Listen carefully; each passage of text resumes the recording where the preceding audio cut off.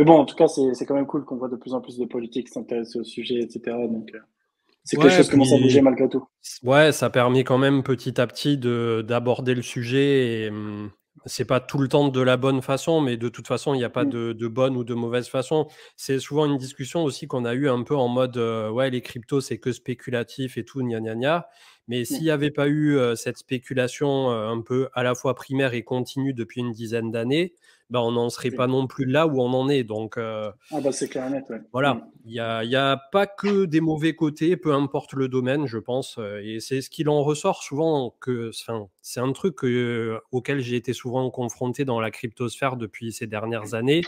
Il y a des personnes qui aiment bien, notamment ceux qui viennent des milieux traditionnels, mettre tout dans une case, mettre les gens dans des cases et dans la crypto, c'est tellement hybride, tellement dynamique, il y a tellement de choses qui se passent que tu peux jamais faire rentrer une personne dans une case, un projet dans une case, c'est Ouais, c'est clair. impossible.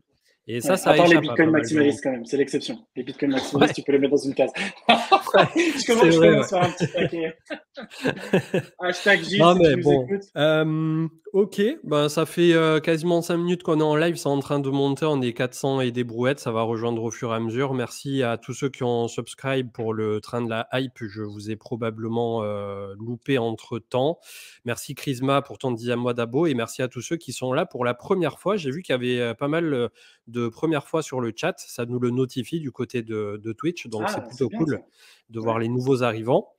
Et donc, ce soir, sans perdre plus de temps autour de cette intro, j'ai le plaisir de recevoir Abdelhamid, donc, qui est développeur et qui a participé essentiellement déjà sur Ethereum. Je pense que tu as fait vraiment pas mal de choses. Ensuite, sur Ouais. Atom Cosmos, puis tu es revenu à Ethereum. Donc, plutôt que d'essayer de moi faire la rétrospective de ce que tu as fait et tout ça, je pense que tu le feras bien mieux toi-même. Ouais. N'hésite pas à nous dire voilà, comment déjà t'es arrivé à tout ça, pourquoi pas ton parcours en crypto ou comment même t'es venu à la crypto tout court et ce que tu Ouais. as produit ces dernières années. Ouais, d'accord, je peux commencer par une petite présentation sur mon parcours. Ok. Bah, donc, au niveau cursus, je viens d'une école d'ingénieur en informatique avec une spécialité monétique et sécurité des systèmes. Donc, c'est une spécialité qui est assez rare finalement. J'étais dans l'une des seules écoles en Europe qui faisait ça, donc à l'INSEE-Caen. C'est intéressant maintenant de voir maintenant où j'en suis parce que ce cursus, notamment dans ce cursus, on apprend ce que c'est qu'une monnaie, les caractéristiques d'une monnaie, etc. Et donc ça, j'avais fait ce parcours bien avant de connaître la crypto. Et finalement, ça m'a servi après derrière pour la suite. Ensuite, après mon école d'ingénieur, j'ai rejoint une startup fintech dans le domaine bancaire, hein, tout simplement avec des clients comme Crédit Agricole, Crédit Mutuel. Et on travaillait sur une solution de paiement sans contact sur smartphone qui utilise des technologies sans contact, du coup, pour payer en NFC. Du coup, je m'occupais principalement de toute la partie sécurité. Donc, il y avait une grosse composante cryptographique, donc pas les cryptos comme on l'entend, blockchain, etc., mais cryptographie au sens de la sécurité, quoi, pour protéger notamment des clés de paiement, ce genre de choses. Gros travail sur la partie ouais, sécurité, donc travail avec des acteurs bancaires. Ensuite, justement, j'ai commencé à découvrir un petit peu Bitcoin vers 2012, 2013. J'ai fait un petit peu joujou avec, mais sans plus. Moi, j'aimais bien hein, la promesse et la narrative, mais c'est vrai que j'ai pas particulièrement accroché tout de suite avec Bitcoin. On avait fait quelques petites expérimentations dans ma boîte avec Bitcoin. On avait fait un petit peu joujou, mais rien de bien fou. Et ensuite, c'est vraiment en 2015 l'événement déclencheur pour moi. Donc, j'avais assisté à une conférence sur Ethereum, c'était avant même le lancement du mainnet, hein. J'avais vraiment adoré accrocher à la vision d'Ethereum et la philosophie. Et ça m'a plus jamais quitté depuis cette conférence. J'avais qu'une obsession, c'était vraiment de travailler dans cet écosystème, de creuser plus. Je suis revenu dans ma boîte et première chose que j'ai bassiné mes collègues sur ça en leur disant les gars, c'est le turfu et tout, vous allez voir, Ethereum et tout. Je les ai vraiment bassinés à tel point que directement ils s'y intéressaient. Ils ont même investi avant moi pour le coup. Bon, je pense que au début, sur le coup, je les ai peut-être bassinés, mais je pense qu'ils sont contents aujourd'hui. Ouais, Je je pense que pense aussi, ouais. il y en a certains qui écoutent là, vous reconnaissez les gars, je sais très bien que vous êtes contents. Non mais c'est marrant parce que pour la petite histoire, il y a même un d'entre eux qui, pour me remercier, il m'avait envoyé un ETH à l'époque, et ben, ça valait rien, hein. Ils sont entrés à un ETH avec un seul chiffre, quoi. En gros, moins de 10 dollars, quoi. Même à un moment donné, ouais, j'étais dans les 2 dollars, je crois, quand ils sont rentrés. Et ils m'en envoyaient un, et à l'époque, tellement, bah, j'ai même pas fait attention, etc. J'avais même perdu la clé privée et j'ai jamais reçu du coup finalement cet ETH qui m'avait donné en cadeau. C'était même à l'époque, on faisait joujou avant même, par exemple quand il y avait ZODAO, etc. J'ai retrouvé des transactions historiques où j'envoyais des 25-50 Ethers à l'époque et je suis deg, je les ai plus du coup. Mais bon, c'est la petite histoire. Et donc parce que vraiment moi j'ai accroché juste pour insister sur le fait que c'est vraiment la partie philosophie qui m'a tout de suite plu. Donc en fait, à chaque fois, je le dis souvent, mais c'est vraiment dans cet ordre-là, c'est-à-dire la philosophie d'abord, ensuite la tech, et ensuite après seulement la partie spéculative et les opportunités d'investissement. Donc ouais, c'est ça. Donc à partir de ce moment-là, je voulais vraiment bosser dans la blockchain et particulièrement sur Ethereum. J'ai creusé de mon côté. J'ai essayé un petit peu avec ma boîte de les convaincre qu'il y avait des choses à faire parce que, comme je disais, on avait des clients dans le domaine bancaire, donc ce qui était à l'époque très rare pour des boîtes qui voulaient faire un peu de la crypto, c'était les tout débuts. Donc évidemment, les banques elles étaient très réfractaires, mais comme nous, on était déjà, on les avait déjà comme clients, je me disais qu'il y avait quelque chose à faire, mais bon, ça n'a pas fonctionné. Enfin, mon entreprise avait d'autres priorités à ce moment-là, donc ça n'a pas pu se faire. Et donc j'ai décidé de quitter la boîte et j'ai rejoint Consensus. Donc je pense que la majorité d'entre vous, vous connaissez Consensus avec son CEO Joseph Lubin, qui est cofondateur d'Ethereum. Donc Consensus qui est derrière beaucoup de choses de l'écosystème Ethereum, notamment MetaMask, Infura, ce genre de choses. Donc je pense que vous avez tous plus ou moins eu l'occasion d'utiliser des produits venant de Consensus. Et du coup, j'ai travaillé concrètement pendant 3 ans et demi en tant qu'Ethereum Core Developer. Donc, qu'est-ce que c'est qu'un Ethereum Core Developer? C'est quelqu'un qui va travailler sur les couches protocolaires de Ethereum. Donc, c'est pas au niveau des smart contracts, c'est des couches plus basses. Donc, c'est concrètement déjà l'EVM qui va exécuter les smart contracts et également toute la partie communication peer-to-peer entre les nœuds du réseau, ce genre de choses, la synchronisation des blocs, enfin toute la partie protocolaire sur laquelle vont tourner vos dApps favorites, par exemple. Et donc, il faut savoir que, par exemple, il y a plusieurs types de clients Ethereum qui sont maintenus par différentes entités, différentes personnes. Donc ça, c'est une diversité. D'ailleurs, c'est un des points forts d'Ethereum que beaucoup d'autres écosystèmes n'ont pas. Souvent, dans les blockchains, si vous prenez par exemple, je sais pas, Solana ou d'autres blockchains Avalanche ou ce que vous voulez, Cosmos, il y a toujours qu'une seule implémentation du nœud en tant que tel.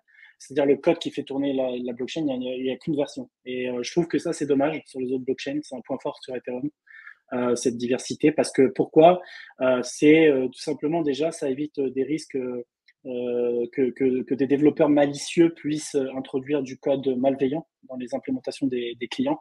Parce que sinon, c'est un gros risque. Hein, finalement, si vous avez qu'une seule implémentation, je vais prendre un exemple, mais vraiment, c'est au hasard. Hein, je tire sur personne. Mais si vous prenez, par exemple, Nicolas Lemaitre, il va me tuer. Mais si vous prenez un développeur de Avalabs, par exemple, il pourrait potentiellement introduire une backdoor dans le code du client de Avalanche. Et c'est plus difficile à voir s'il n'y a qu'une seule implémentation, quoi. Donc, je trouve que c'est une force sur Ethereum. Donc voilà, je travaille pendant 3 ans et demi sur le protocole Ethereum et sur différentes EIP. Donc les EIP, qu'est-ce que c'est? Dont la Ce sont 1559, la fameuse. la fameuse El Famoso, c'est là que je voulais en venir, c'était le point d'orgue de mon aventure à Consensus. Donc bon, juste pour préciser déjà ce que c'est qu'une EIP peut-être, si ça vaut le coup, je sais pas. Ouais. Ouais.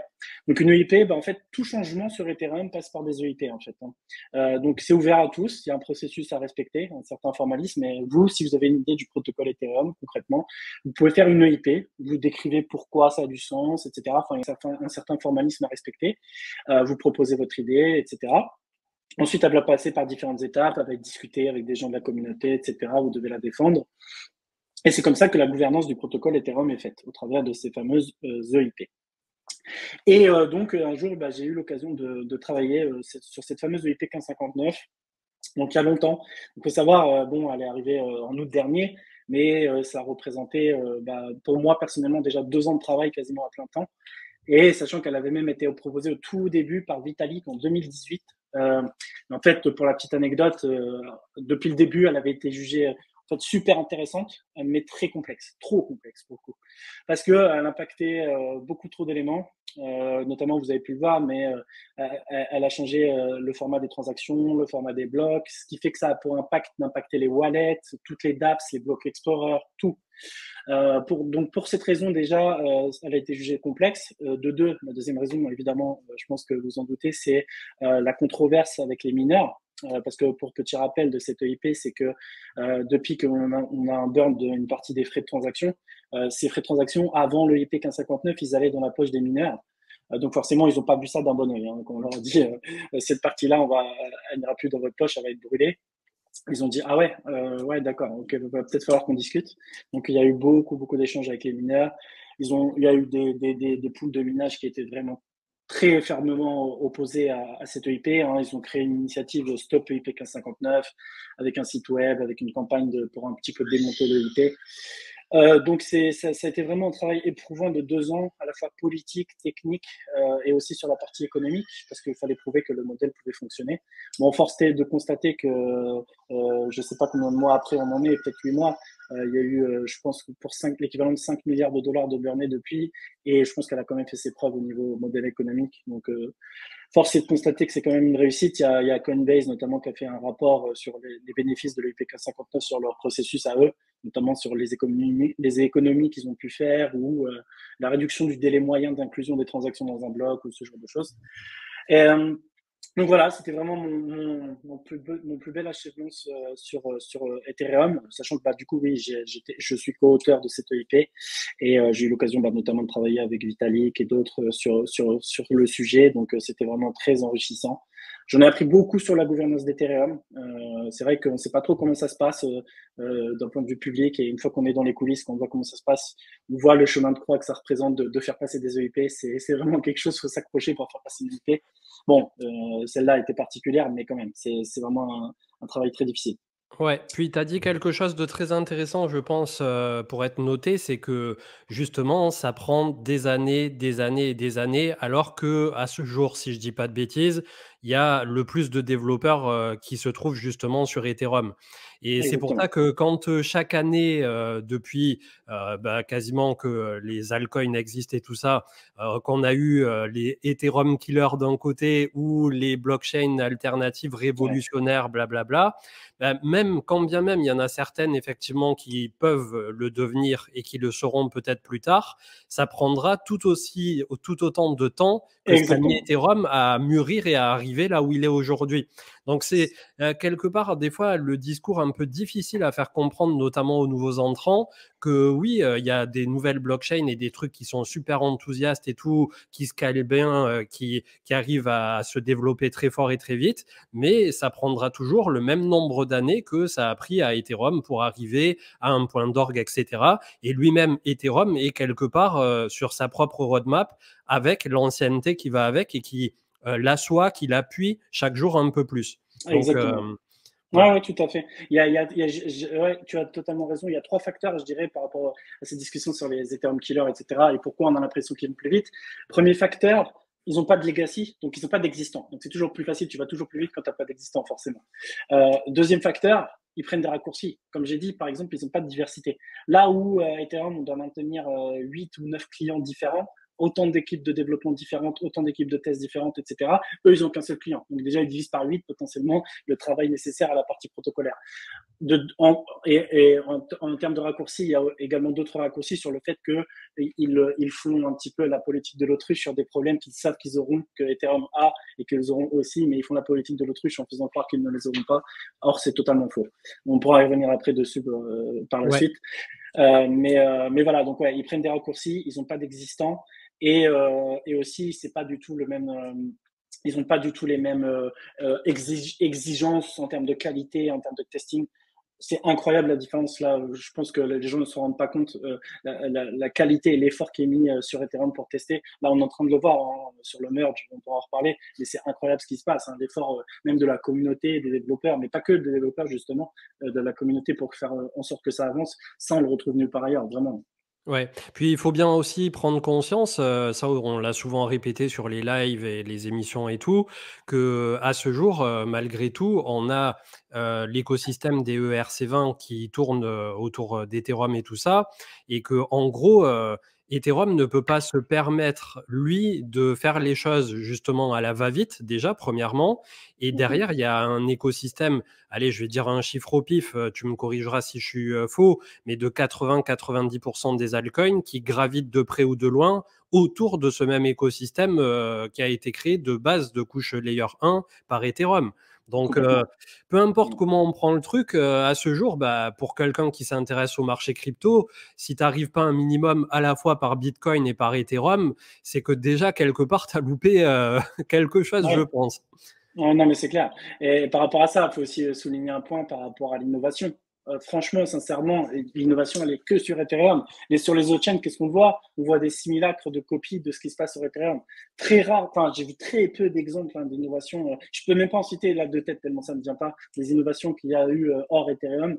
Et on se contente de voir des copies. Tout le monde va copier bah, déjà, ne serait-ce que la partie ERC20, ensuite la partie NFT. Tout le monde adhère aux standards qui ont été imposés par Ethereum. Ça en dit long. Il y a aussi, il y a qu'à voir le phénomène des chaînes, des soi-disant Ethereum killers qui après ils lancent des solutions pour être EVM compatibles, tellement ils savent qu'il faut attirer des développeurs de l'écosystème, etc. Donc voilà, je trouve que faut aussi dire que par rapport à l'innovation, il y a un fossé entre ce qui se passe sur Ethereum et le reste aussi. Ouais, il y avait, une petite phrase ici de Moon X Niom qui disait que, on rabâche, mais le seul problème d'Ethereum, c'est les Ouais, frais de transaction pour les petits portefeuilles. Oui, c'est tout à fait vrai. Après, le but aussi, si on se projette sur quelques années de plus, lorsqu'il y aura le sharding et cetera, c'est qu'un jour, on revienne à une utilisation tout à fait, normalisée, même, voilà, d'un point de vue de ouais. Ethereum basique. Alors, ça oui, ça c'est pour le futur, mais aujourd'hui, je tiens à le dire quand même, Layer 2 en fait. On dit toujours ça, mais peu font l'effort d'utiliser des Layer 2. Là, littéralement, vous pouvez faire des swaps et tout ce que vous voulez à quelques centimes si vous utilisez Arbitrum, Optimism ou d'autres Layer 2. On aura l'occasion d'en reparler pour voir un petit peu ce qui se passe sur l'écosystème, mais c'est pas demain, c'est aujourd'hui. Et des écosystèmes florissants qui sécurisent des TVL qui grossissent de plus en plus. La croissance des TVL sur les Layer 2 Ethereum, elle est folle. Hein. Ça grossit bien plus vite que la croissance de la TVL d'Ethereum à l'époque. Hein. C'est vraiment exponentiel l'adoption de Layer 2. Donc je vous invite tous ceux là pour qui c'est un problème les frais, et bien sûr que c'en est un, hein, ça il faut pas le dire, pour les petits portefeuilles et même pour les pas petits, en réalité personne n'est content de payer 100 $ un swap quand il y a de la congestion, hein, ça on va pas se mentir. Mais c'est dès aujourd'hui que vous pouvez utiliser ces Layer 2 et faut pas croire que la complexité technique elle est si grande que ça. Franchement, par exemple sur mobile, vous utilisez Argent Wallet directement, vous avez une intégration potentielle avec ZK-Sync, qui est un layer 2. Et en fait, c'est transparent. Vous faites vos swaps, etc. Vous pouvez même, ils améliorent des intégrations. Vous pouvez même faire des dépôts sur AV, ce genre de choses pour gagner, pour faire du rendement, etc. Donc, c'est vraiment pas complexe. Même avec Arbitrum, Optimism, les bridges, enfin, ou même, allez, pour les sidechains, vous pouvez même utiliser Polygon. Mais non, franchement, le problème des frais, je l'entends. Mais il faut aussi faire l'effort pour moi, je trouve, de voir l'état actuel de ce qui se passe sur les layers 2, parce que c'est pas demain, les layers 2, pour le coup, c'est aujourd'hui. Donc Ouais. voilà. Et d'ailleurs, je crois que c'était Vitalik qui avait dit que, au niveau des layers, par contre, quand on rajoute des couches, à chaque fois, ça pose la problématique au niveau, potentiel de la sécurité. Donc j'avais la question elle est ouverte, hein, c'est pas du tout une question piège. Ton avis justement d'un point Mmh. de vue technique à ce niveau-là, ça peut être Ouais. intéressant? Ouais.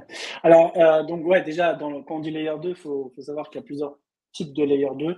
Bon, principalement, on va distinguer déjà les sidechains d'un côté. Donc là, par exemple, une sidechain, ça va être Polygon, par exemple. Donc en fait, c'est une chaîne pourquoi on dit c'est une sidechain? Parce qu'elle gère sa propre sécurité. En fait, sur Polygon, il y a la sécurité de Polygon qui est faite indépendamment de celle de Ethereum. Il y a des bridges dans les deux sens, etc. Donc effectivement, ça permet de bridger des assets de ETH vers Polygon. Mais en réalité, Polygon ne repose pas sur la sécurité d'Ethereum. Donc c'est là où effectivement le point de Vitalik, c'est que ça peut être un problème en termes de sécurité. Parce que si vous bridgez vos assets de Ethereum vers Polygon, bah, à un moment donné, vous dépendez aussi de la sécurité de Polygon. Ensuite, la deuxième famille de Layer 2, ça va être par exemple les roll-ups, ce qu'on va appeler les roll-ups. Il y a encore une subdivision dans la catégorie des rollups. Il y a les optimistic rollups et les ZK rollups. Bon, je vais épargner les détails techniques, mais en gros, les rollups, pour le coup, ils dépendent uniquement de la sécurité d'Ethereum. Donc, en fait, il faut plus les voir comme une extension de l'écosystème Ethereum. Vous allez pouvoir faire des choses dessus, des transactions pas chères et rapides, mais pour autant, vous reposez que sur la sécurité d'Ethereum. Ça veut dire que vous n'avez pas besoin de faire confiance à une sécurité qui va être sur un autre réseau. Vous faites des choses sur un autre réseau, mais tout en dépendant de la sécurité d'Ethereum. C'est ça qu'il faut bien voir. Donc c'est pour ça, moi, clairement, j'ai une nette préférence pour les rollups qui dépendent de la sécurité de Ethereum. Donc, par exemple, il y a des mécanismes. Je peux peut-être expliquer la distinction rapide entre les optimistic rollups et les ZK rollups. Je vais essayer de vulgariser sans entrer dans le détail technique.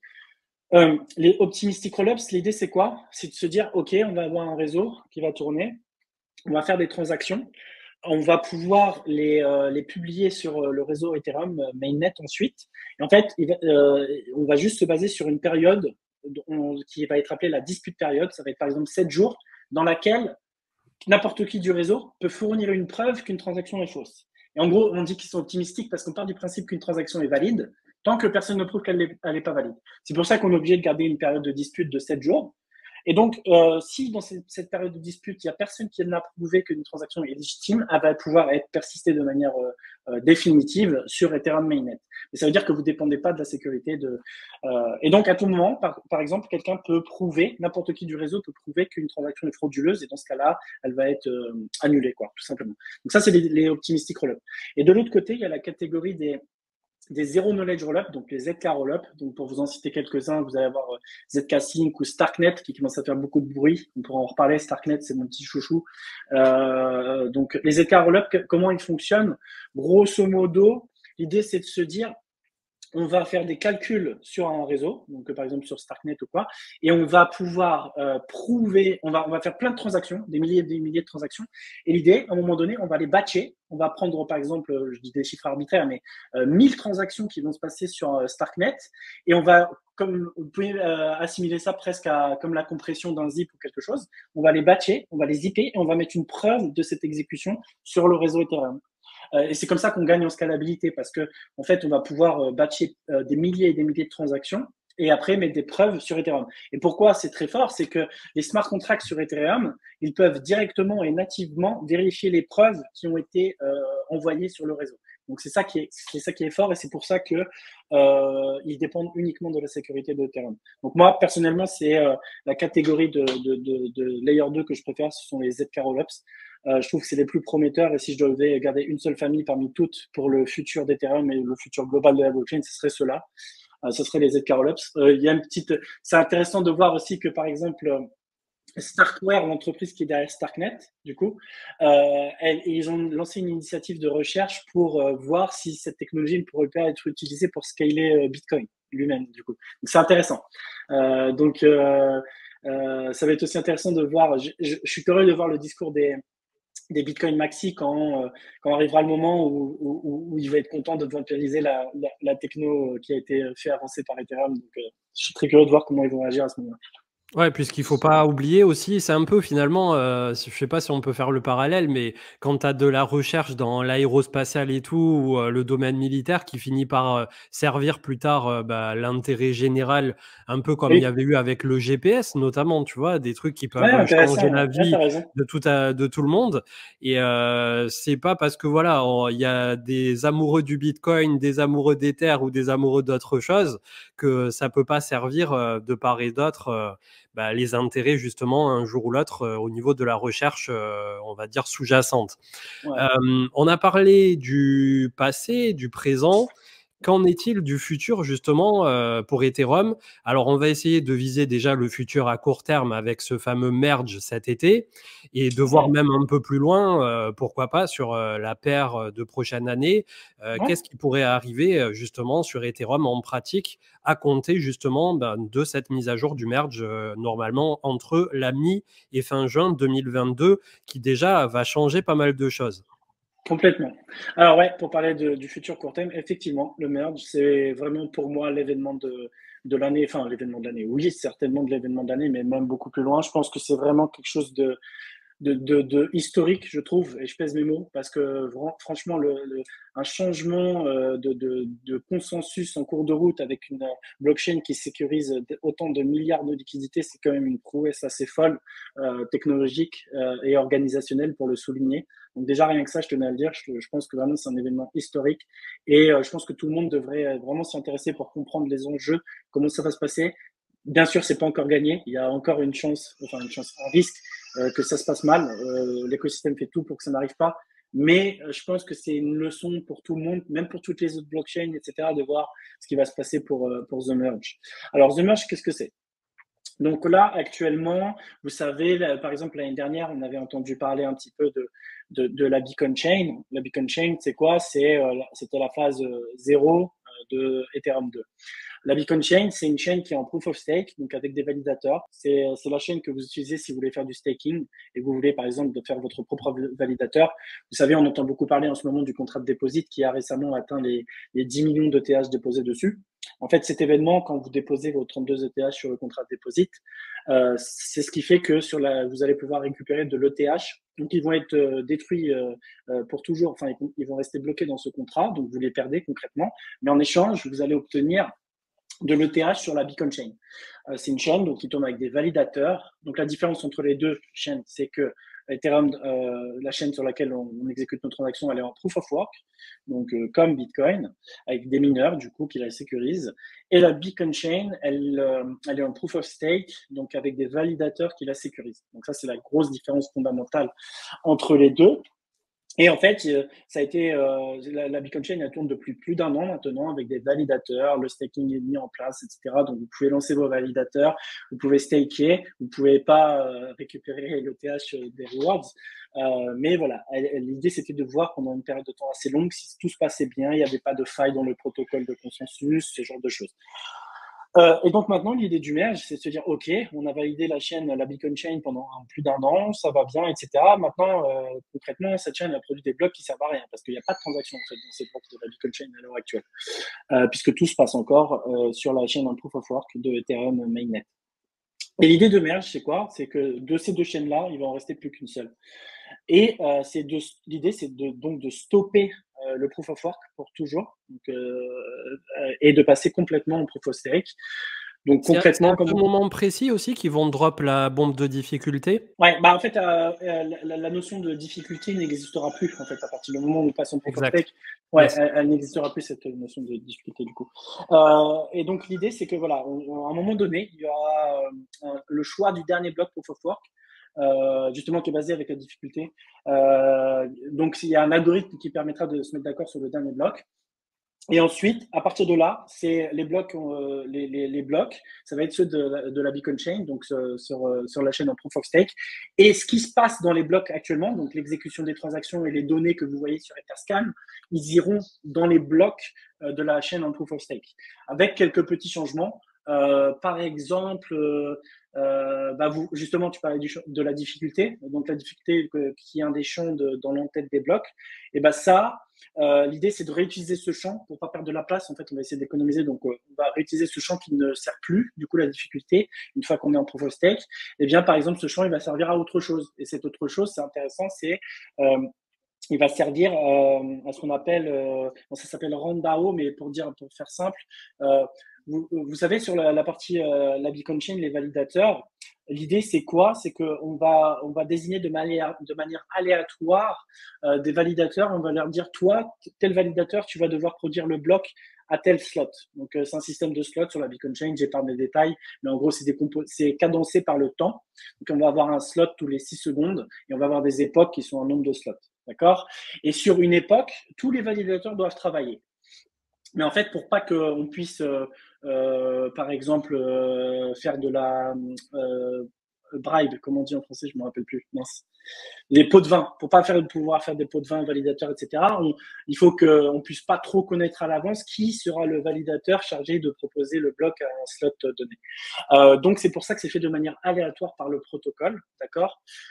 Et donc il y a un algorithme qui s'appelle RANDAO qui permet d'avoir une source d'aléa on-chain. Donc ça, c'est intéressant, je le souligne aussi parce que ça veut dire que demain, après le passage au proof of stake, on aura une source d'aléa directement dans la chaîne. C'est-à-dire les smart contracts, ils pourront avoir une source de random directement on-chain. Ça parle peut-être pas aux gens, mais c'est quand même quelque chose d'assez révolutionnaire qui va permettre d'avoir des use cases beaucoup plus évolués. Par exemple, ça va remplacer par exemple l'intérêt d'avoir des choses comme Chainlink qui vont vous permettre d'avoir des sources d'ADA, etc. Parce que là, vous l'aurez directement dans le protocole.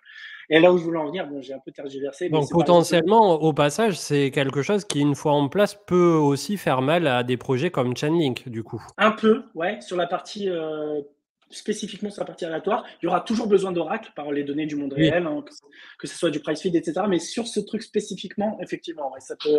Bon, après, c'est pas forcément le cœur de leur truc non plus. C'est un truc qu'ils ont, qui est beaucoup utilisé, qu'on a besoin notamment de faire du game, un peu des features de gaming, où on a besoin de faire de la loterie, de tirer au sort des choses. On utilise ça.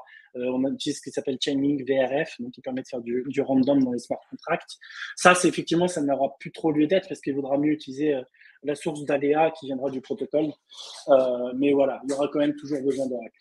Et donc, globalement, il y avait un chiffre aussi qui ressortait autour de ça, du merge en particulier, c'était que la récompense serait divisée par, de 90%, et que du coup, on arriverait à une récompense infiniment moindre, et qu'au passage, le IP 1559 ayant fait son petit travail, oui, l'émission, ouais. On aurait effectivement, normalement, un Ethereum déflationniste.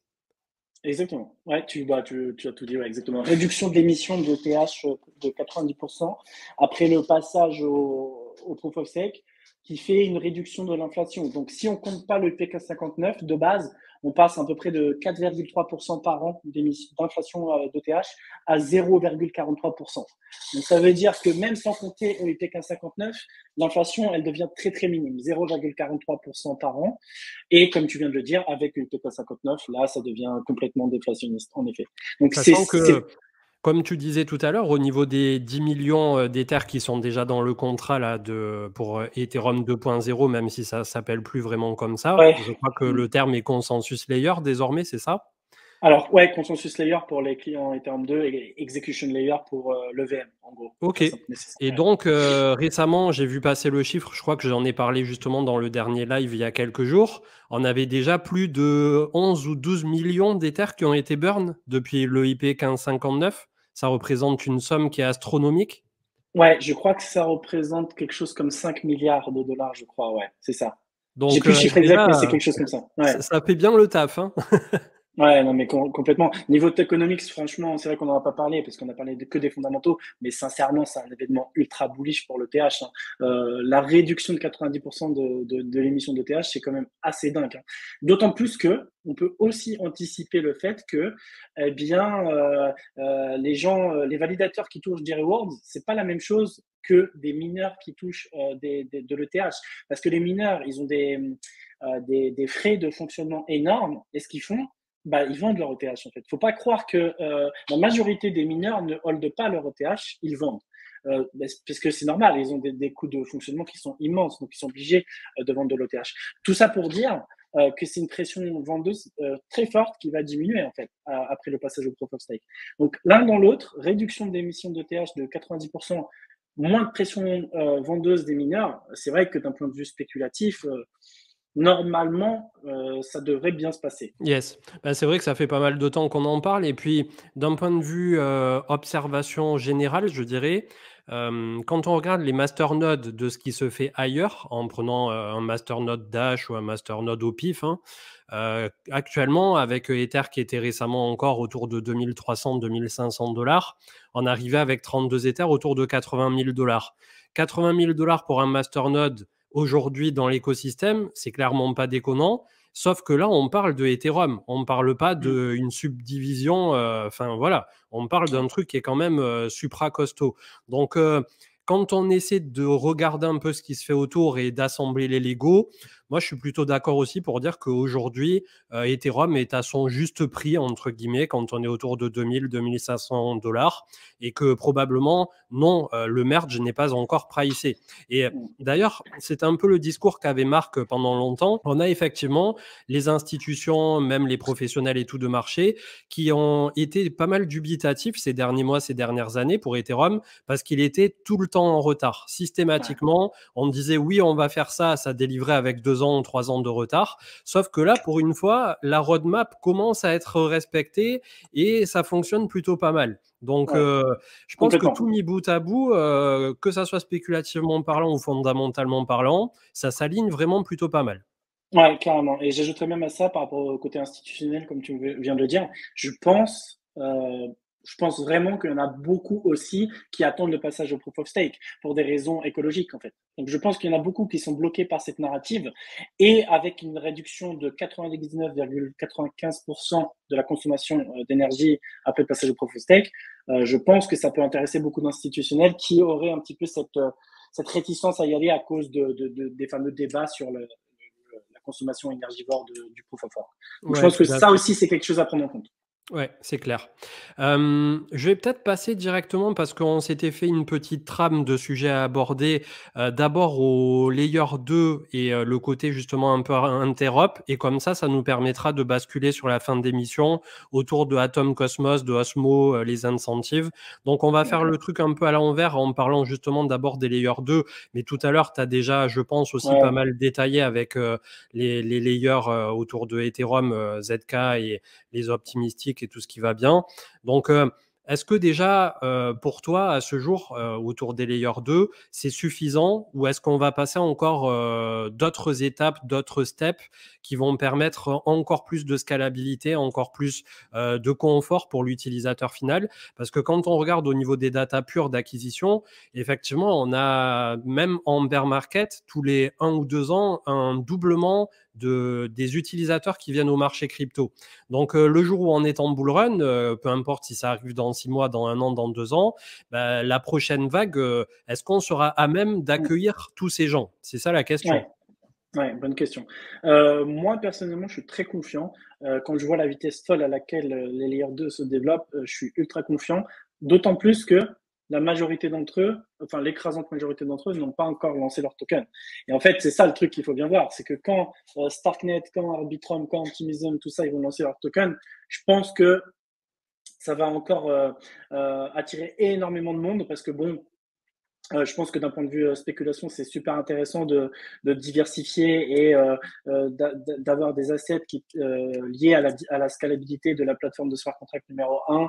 Je pense qu'il y a beaucoup d'investisseurs qui vont se jeter dessus et je pense que on a bien vu par exemple l'année dernière avec le trio Solunavax, donc Solana, Luna et Avalanche, que les écosystèmes se développent très vite quand leur market cap aussi se développe. Donc quand ces layer 2 vont lancer leur token, je pense qu'on va encore voir quelque chose d'assez fou en termes de développement de l'écosystème.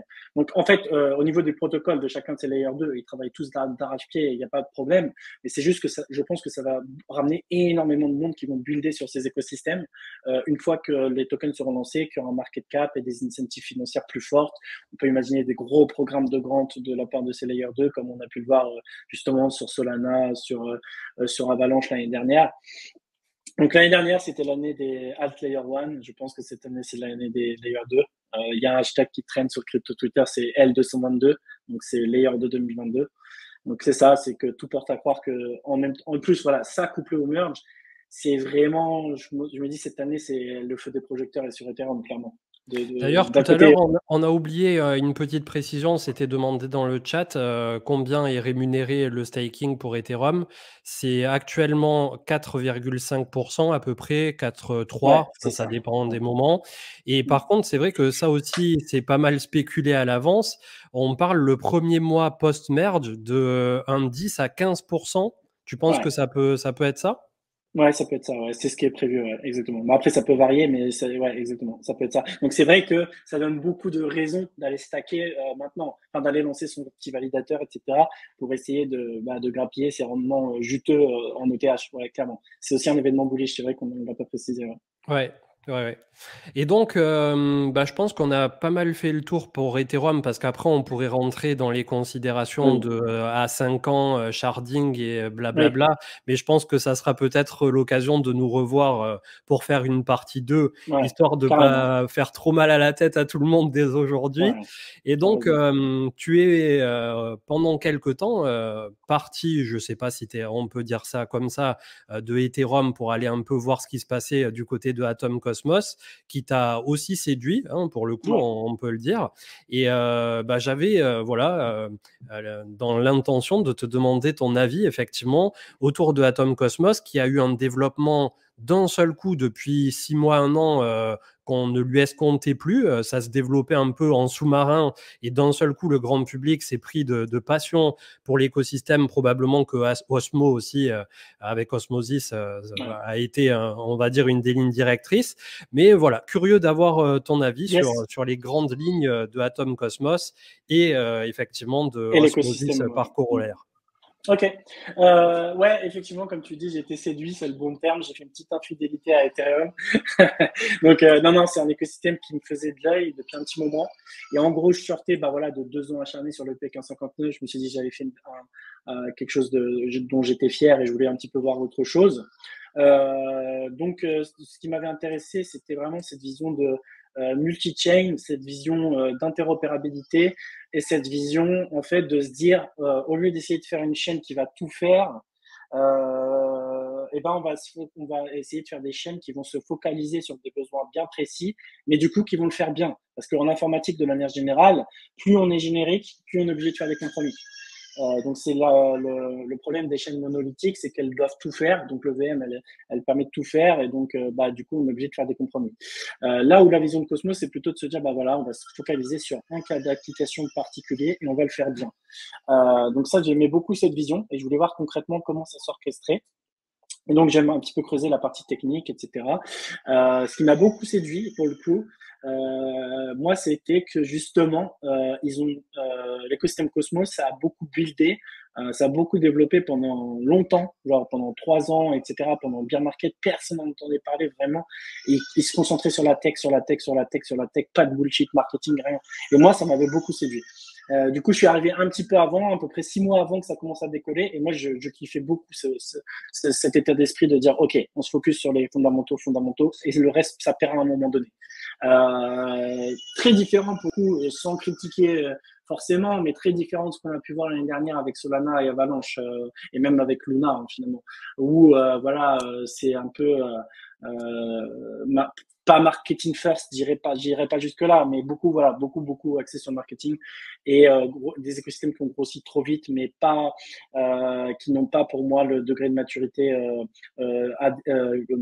en correspondance avec leur market cap. Enfin, dit autrement, leur market cap a grossi plus vite que leur maturité technique.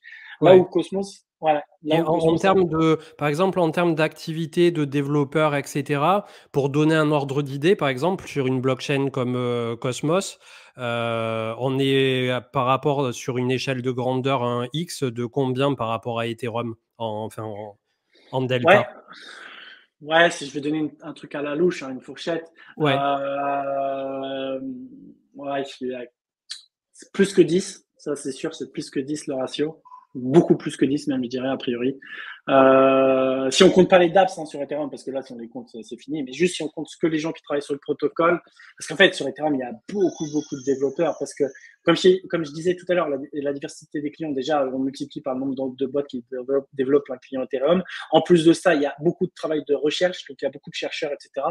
Donc, bon, un bon x10, ça c'est sûr et certain. Mais je dirais entre x10 et x50, a priori, en termes d'échelle. Ok. Ouais. Mais voilà, Cosmos, du coup, ils ont vraiment pris le temps de bien construire, etc., pendant un bear market et se concentrer sur la technique. Voilà, je parlais tout à l'heure du côté que j'aimais bien la vision se focaliser sur un cas d'application particulier. Et par exemple, si on devait citer quelques exemples, je citerai par exemple Sentinel, qui est une blockchain. Son cas d'utilisation unique, c'est de faire un VPN décentralisé. Donc ça, je trouve ça super intéressant parce que déjà d'une, c'est un cas d'application de la vraie vie qui sert à un vrai besoin. Et du coup, avoir une blockchain qui permet de décentraliser ce besoin-là, je trouve que c'est super intéressant. Et ils se focalisent là-dessus, donc ils peuvent le faire bien. Voilà, ils travaillent, ils font des applications mobiles pour faire des VPN, ils font tout ce qu'ils veulent. Et parce qu'ils sont concentrés uniquement sur ce cas d'application. Donc déjà aussi, avant de citer d'autres exemples, ce qui permet de faire ça, et la beauté de l'écosystème, c'est le Cosmos SDK. Donc le Cosmos SDK, du coup, c'est quoi? C'est une boîte à outils qui va vous permettre très facilement de construire votre blockchain, en fait. C'est ça aussi qui est fort, c'est que ces gens-là, ils peuvent faire ça très vite parce qu'il y a le Cosmos SDK. Le Cosmos SDK, c'est une boîte à outils qui va vous permettre de construire votre blockchain en assemblant des briques, grosso modo. Mais c'est vraiment presque ça, quoi. C'est aussi facile que ça. En plus, là, récemment, ça a encore été devenu encore plus facile avec Starport, qui permet vraiment de presque à n'importe qui, franchement, de lancer sa blockchain sur Cosmos. Mais pour vous donner des exemples de briques que vous pouvez composer, bah, en fait, une blockchain, c'est quoi? Donc, dans le Cosmos SDK, vous allez avoir un module banque. Le module banque, c'est ce qui vous permet de faire des transactions, donc faire des transferts. Vous allez avoir le module de staking, qui va vous permettre de staker, gagner des rewards, etc. Vous allez avoir le module de gouvernance. Donc ça, c'est un des trucs aussi qui est sympa sur les blockchains Cosmos, c'est que elles ont tout un moteur de gouvernance on-chain, donc des proposals, donc les gens peuvent voter. En fait, vous allez avoir vos assets que vous stackez chez des validateurs. Eh bien, quand il y aura des propositions, vous pouvez participer à la gouvernance des protocoles et voter avec vos assets que vous stackez. Donc ça, c'est cool que ça soit nativement intégré dans ces blockchains-là. Donc vous avez assemblé vos petits modules, etc. C'est très bien. Et là où c'est smart, c'est que, OK, vous assemblez vos petits modules et vous dites, ah mince, il me manquerait bien ce module-là qui n'existe pas dans le Cosmos SDK. Et bah, il est extensible en fait. Vous pouvez construire votre propre brique et la rajouter par-dessus et vous construisez votre propre blockchain. Donc par exemple, voilà, Sentinel, ils ont fait une brique qui permet de faire un VPN.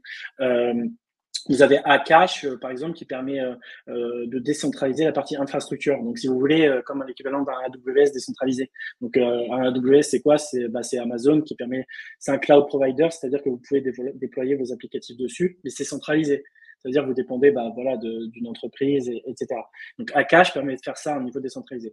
Et donc, chacune de ces blockchains de l'écosystème, donc il y en a beaucoup, des blockchains dans l'écosystème Cosmos, elles peuvent construire leur propre module. Et là, le niveau génial pour le coup, c'est la suite qui est l'interopérabilité. Le coup de génie vraiment de Cosmos, c'est quoi? OK, il y a des chaînes qui répondent à des besoins spécifiques, des cas d'application particuliers, mais la beauté de l'écosystème, c'est qu'elles peuvent communiquer entre elles. Et comment ça se passe? Ça utilise une technologie qui s'appelle IBC, donc Inter-Blockchain Communication. Et cette technologie, en fait, elle va permettre à ces blockchains de l'écosystème Cosmos, qui sont comme des planètes, donc c'est pour ça la métaphore avec le Cosmos, eh bien, elles vont pouvoir interagir entre elles grâce à IBC. Et concrètement, vous pouvez transférer des assets, donc des tokens, d'une blockchain de l'écosystème Cosmos à une autre. OK, on dit c'est bien, mais ça sert à quoi? Eh bien, ça sert à se dire, OK, moi, je suis un produit sur l'écosystème Cosmos, je me focalise sur mon cas métier particulier, mais, et à un moment donné, vous dites, par exemple, ah mince, moi, sur ma blockchain, j'ai pas la possibilité d'avoir un AMM, un DEX, donc quelque chose pour faire des swaps. Eh bien, au lieu de dire je vais prendre du temps, je vais recruter des développeurs pour le construire, etc., vous allez voir votre petit copain de l'écosystème Cosmos, en l'occurrence Osmosis, qui a un AMM, donc un swap, comme Uniswap, etc., qui va vous permettre de trader des assets de manière décentralisée, sans intermédiaire. Ben, vous allez voir votre petit copain. Et grâce à IBC, vous pouvez passer votre token et le mettre sur Osmosis et utiliser la DeFi de Osmosis avec des liquidités, des pools de liquidités, du rendement. Vous pouvez faire du swap, etc. Et après, vous pouvez revenir chez vous avec votre token. D'ailleurs, la pool principale, Atom Osmo, qui a 600 millions quasiment là, ouais, et qui est autour de 55% APR, avec un Osmo qui s'est maintenu à peu de choses près la plupart du temps, enfin ces dernières semaines, ouais, entre 8 à 10 plus dollars. Et sachant que Atom aussi est plutôt pas si mal orienté d'un point de vue de la stabilité de son prix. Donc ça démontre aussi une certaine confiance du marché dans cet écosystème et dans ses actifs. Oui, complètement, c'est clair. Et pour le coup, puisqu'on parle d'Osmosis, là, pour le coup, c'est une innovation qu'ils ont fait. Ça est sorti récemment, c'est ce qui s'appelle le Superfluid Staking. Alors, on va préciser ce que c'est ce petit mot barbare. Donc, vous avez le staking classique. Donc, par exemple, vous stakez. En fait, vos tokens qui sont stakés, vous en faites rien du tout. Enfin, ils vous génèrent du rendement, mais vous pouvez rien en faire. Ensuite, il y a des gens qui ont inventé le concept du liquid staking, donc du staking liquide. C'est par exemple l'exemple de Lido. Donc, Lido, qui est une solution sur Ethereum qui vous permet de faire du staking sur Ethereum 2 si vous n'avez pas forcément 32 Ethers et vous ne voulez pas lancer votre validateur. Donc, vous pouvez mettre un Ether, 0,5, enfin, ce que vous voulez. Et en échange de l'ETH que vous allez leur donner, qui va mettre en staking, qui va vous générer du rendement, ils vont vous donner un autre asset, donc en l'occurrence le STETH, qui est une représentation de ce que vous avez en staking. Et pourquoi il est liquide? Parce que vous pouvez l'utiliser dans les protocoles DeFi. Donc ça, c'est intéressant. C'est le liquid staking. Mais ils ont un peu comme inconvénient qu'ils introduisent un autre asset. Encore, c'est un peu confusant pour les utilisateurs. Et Osmosis, ce qu'ils ont inventé, c'est le superfluid staking. Ça veut dire que en fait, vous n'avez même pas de représentation de votre asset staké. Vous pouvez utiliser directement votre asset staké dans la DeFi. Bon, très concrètement, vous pouvez mettre des Osmo dans un pool de liquidité Atom Osmo, mais en plus des rewards que vous allez avoir sur le fait de provider des liquidités, vous allez en plus faire du staking de Osmo. Donc c'est génial, c'est vraiment un truc de fou parce que ça veut dire que vous avez le meilleur des deux mondes. Vous faites du rendement avec votre asset qui est stacké, mais en plus vous pouvez l'utiliser dans la DeFi. Donc c'est vraiment le mode DGen extrême. Donc c'était super smart comme innovation du coup du côté d'Osmosis.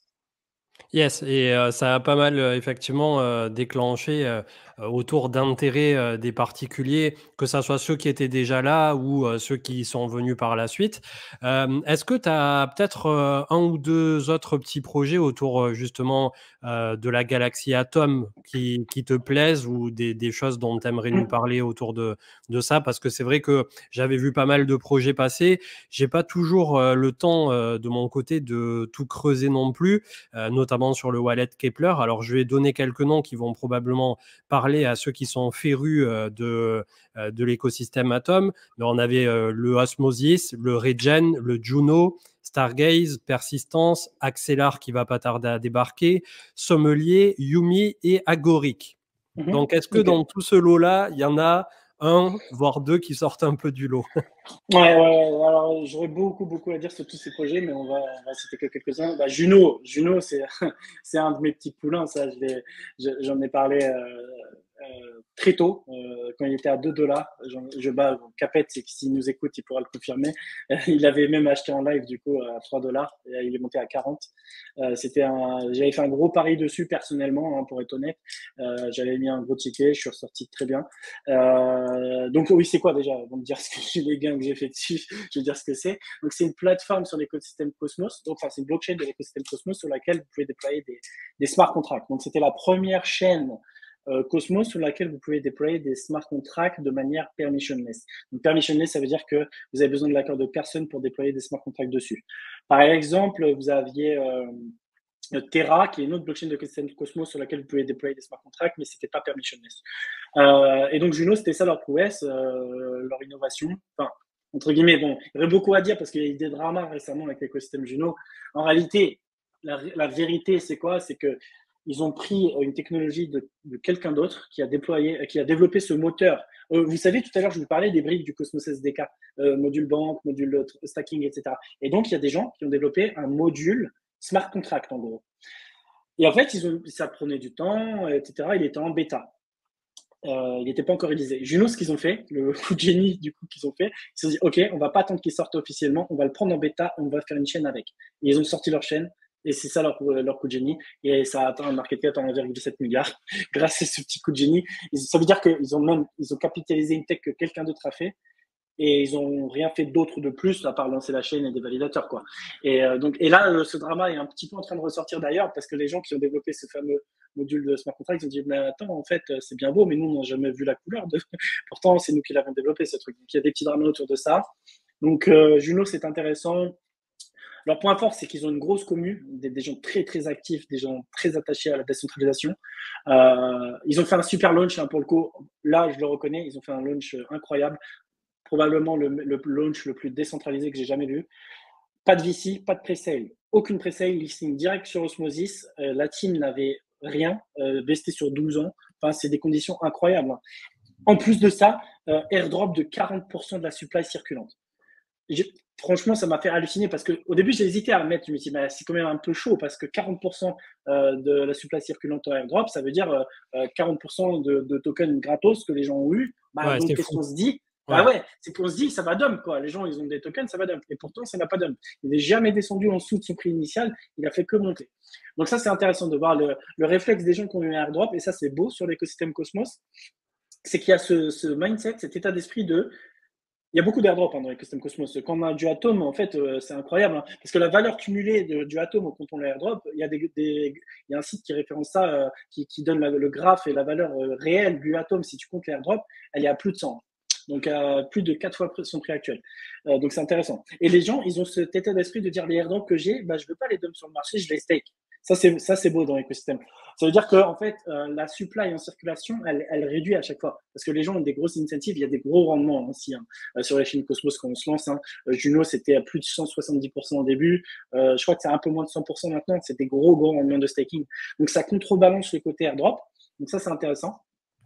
Ensuite, bah, ouais, il y en a plein. Regen, c'est intéressant dans le côté écologique. D'ailleurs, préparez-vous parce qu'il y a un autre projet qui est dans l'écosystème Cosmos qui arrive très très bientôt, qui va se lancer sur Juno, qui est lié aussi au domaine écologique, qui est très très stylé, qui s'appelle Carbonable. Je fais juste un petit teasing, j'en reparlerai plus en détail de ce que c'est, mais allez voir carbonable.io ou sur Twitter, vous trouvez Carbonable et vous allez voir. C'est un projet qui va se lancer bientôt sur Juno. Je pense qu'on aura l'occasion d'en reparler éventuellement. Et tu avais dit quoi d'autre? Ah oui, Yumi, c'est un projet que je garderai en tête. Il est très intéressant. Bon, il a des gros backers. Hein, si vous regardez la liste des backers, moi, c'est ça qui m'avait fait halluciner au début. Il a des backers de tous les écosystèmes. Il a Tendermint, il a FTX, enfin Alameda, il a Consensus qui a investi aussi dessus, etc. Bref, au-delà des backers, la technologie est vraiment sympa. Ça permet, vous savez, tout à l'heure, je parlais de IBC qui permet de faire communiquer des blockchains de l'écosystème Cosmos entre elles pour faire circuler des tokens d'une blockchain Cosmos à une autre. Et ben Yumi, ils ont une technologie qui utilise IBC, mais pas que entre des blockchains de l'écosystème Cosmos. Donc, entre des blockchains de l'écosystème Cosmos et Ethereum lui-même. Donc, on peut faire de l'IBC grâce à ça, grâce à ce qu'on appelle le Gravity Bridge, qui permet de faire du transfert d'assets entre Ethereum et Cosmos. Et donc, grâce à ça, ils sont en train de faire un AAVE sous stéroïdes, en fait, où vous pouvez avoir des stratégies plus optimisées parce que vous n'êtes pas segmenté en termes de liquidité. Parce que c'est pas, vous avez d'un côté des liquidités sur Ethereum, sur Cosmos, etc. Grâce à ça, on peut imaginer des stratégies encore plus puissantes parce qu'en fait, on peut rassembler des liquidités cross-chain. Et donc, moi, c'est un projet que vraiment je vais suivre de près. J'étais pas content du lancement parce que moi, je m'attendais pas à un listing sur CoinList, par exemple, mais bon, ça, c'est un détail sur la partie spéculation. J'aime pas les listings CoinList, hein. C'est devenu un petit peu la foire à la saucisse. Mais c'est un projet super intéressant en tout cas, en termes de fondamentaux. Yes. Bah écoute, je pense qu'on a fait un sacré tour pendant 1 heure. C'était super, super intéressant et ça nous permettra comme ça de faire un point de temps en temps justement et pourquoi pas un peu avant le merge au printemps et après cet été pour voir un peu tous les développements à la fois côté Ethereum, côté Atom Cosmos, mais pas que, hein, puisque on est ouvert absolument à tout. Bah oui, carrément, parce que j'ai même pas eu l'occasion de parler du projet que j'ai rejoint en tant que cofondateur sur le l'écosystème Ethereum. Mais ça pourra faire l'objet d'une autre. Ouais, clairement. Et donc, merci vraiment d'être venu nous livrer tes lumières. On en a appris beaucoup, je pense, ce soir. Je mettrai le replay, évidemment, sur YouTube et il sera disponible là dès que cette émission sera terminée du côté de Twitch. Et donc, je te remercie. On vous souhaite à tous on vous souhaite une excellente soirée. Merci beaucoup d'avoir partagé le micro et de nous avoir totalement éclairés. Et on vous dit à très bientôt. Très bonne soirée. Merci pour l'invite. Au revoir à tous. Salut.